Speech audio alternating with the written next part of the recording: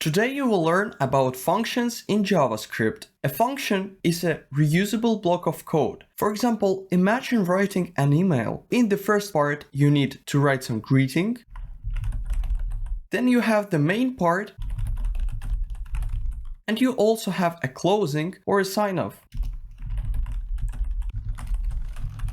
And when you write a new email, you want to write only a main message. You don't want to manually repeat the greeting and the closing. So let's write a function that will take all these parts.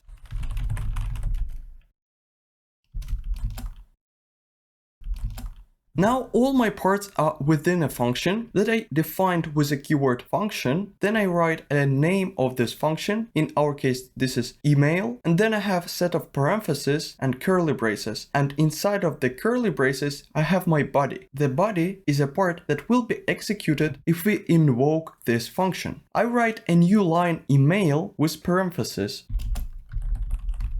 This is how we invoke a function. And now you see that in the console we have 3 messages that we defined in our function. Imagine that this is our email to a first friend.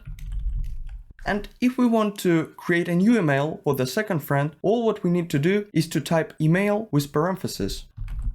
And now, as you see, our function was invoked twice, and each time it generates 3 console logs. Our function works well, but we want to change the main part. So right now we always generate the same message if we invoke our function, but we actually want to change the main part. For that, we can send some information to our function. I delete our second email. Now we have just 3 logs in the console. And now, where I invoked our function, let's write some email. For example, how are you?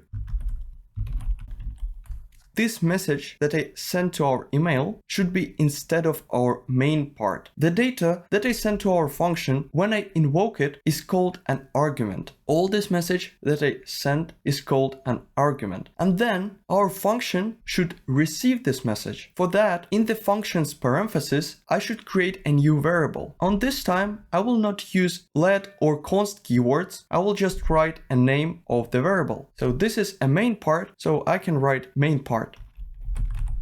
And this variable inside of function's parentheses is called a parameter. So this is the data that our function receives when we call it. Now I can use this variable instead of our message. And as you see, now in the console, we see hi, then how are you that we sent to our function, and then all the best, Bob. And now if I want to write a new email, I also need to invoke this function. So I write email. Then I put parentheses, and here I should write a new message. And now you see that in the console we have 2 messages, but their main parts are different. Now, what if we want to send back some response from our function? For example, our function can respond that your message has been sent successfully. For example, we want to send this message back as a response. For that, we have the keyword return. Before this message, I can write the keyword return. And now you don't see any changes, but all this function that we call will be changed to this message. For example, I can store this function as a variable. And then I can log it to the console.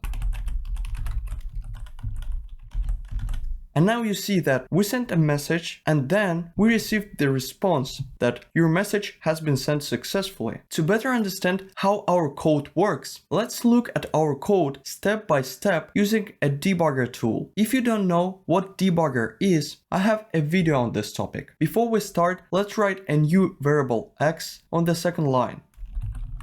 We will put a breakpoint before this variable to start our debugging session from the beginning. Now I maximize my Visual Studio Code, and on the left hand side I see the button Run and Debug. And here I need to click a green play button to start my debugging. I also need to choose a folder where contains my code. Now I can minimize this window, and if you put a breakpoint, you should see that our variable x highlighted in yellow. So it means that we started our debugging, and now I can press tab into, and as you see, our debugger just skipped our function. So this is important to understand that when you write a function, JavaScript just skips this part until we call it. Eventually, after the line where we declared our variable, the next line for our code is where we invoked our function. If I press tab into, now you see that we are inside of our function. So this is how it works. When you call your function, your code starts to execute every single line in the function's body. On the left side, we also can see that we have a new variable main part that is equal to how are you. This is a variable that we created in the function's parentheses, and the value of this variable is the data that we sent to our function. At the bottom, I see a debug console, which is the same as the console in the browser. When we execute the line console.log hi, you see that we have this message in the console. And when we execute console.log main part, we see the message how are you in the console. Then we see the third message, and then we have a return statement. If I press tab into,